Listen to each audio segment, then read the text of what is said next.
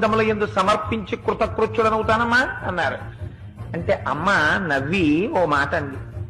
ఎంత మాట అన్నావోయ్ హనుమా, నువ్వే ఇంత స్వరూపమా, నీకో ఇంత వీప, ఆ వీపు మీద నేను కూర్చోనా, నువ్వు నన్ను తీసుకెడతావా, నీ వానర బుద్ధి బయట పెట్టావోయ్ అంది. అంటే పాపం అంతకు ముందు ఎవరి చేత అధిక్షేపింపబడి ఎరగడు మహానుభావుడు.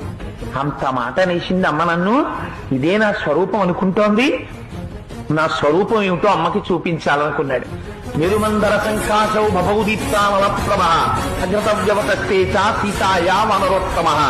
ఒక్కసారి మేరుపర్వత శిఖరాలు ఆకాశాన్ని చుంబిస్తూ ఎలా ఉంటాయో అంత స్వరూపాన్ని పొందేసి పెద్ద పెద్ద పాదాలతో, పిక్కలతో, మోకాళ్లతో, బలిసినటువంటి తొడలతో, సన్నటి నడువుతో, విశాలమైనటువంటి వక్షస్థలంతో, శంఖం లాంటి